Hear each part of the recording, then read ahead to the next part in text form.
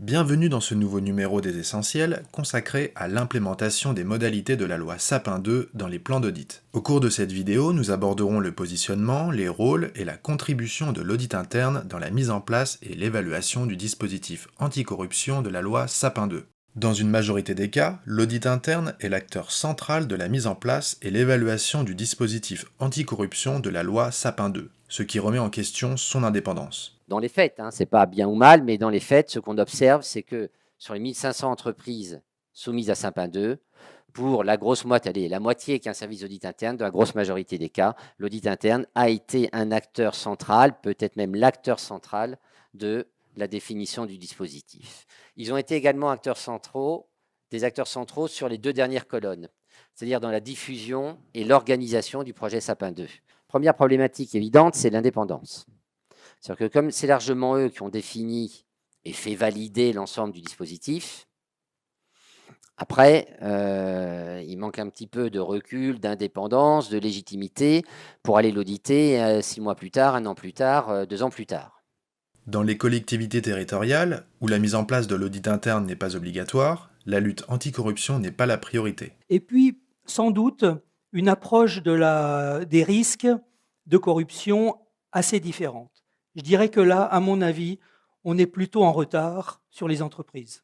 Dans les collectivités, ce n'est pas la préoccupation du moment. Notre préoccupation, c'est le service public. L'audit interne devra vérifier la maturité du dispositif de contrôle interne, l'engagement de l'équipe dirigeante et l'intégration des contrôles anticorruption dans les processus métiers. Systématiquement, et ça c'est vraiment attendu par l'Agence française anticorruption qui est très attentive à l'engagement de l'instance dirigeante, et j'entendais précédemment que ce n'est pas toujours évident de les engager. Du coup, c'est peut-être parce que c'est difficile de les engager, l'AFA le sait, et c'est essentiellement ça qu'ils regardent. Donc, dans ce programme mature dont je vous parle, l'engagement de l'instance dirigeante est systématiquement audité par l'audit interne.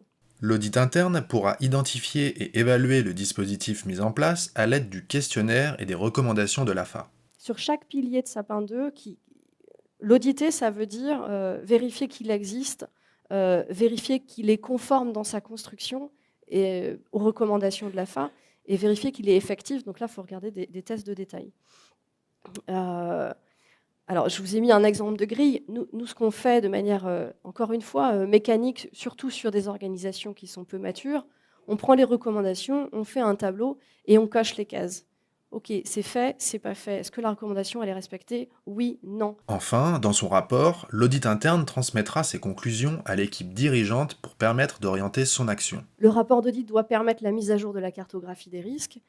Ce rapport, il doit être communiqué à l'instance dirigeante et il doit vraiment être très concret et pragmatique pour permettre à l'instance de prendre des décisions et d'orienter son action. Pour résumer, l'implémentation de la loi Sapin 2 dans les plans d'audit interne implique certains éléments.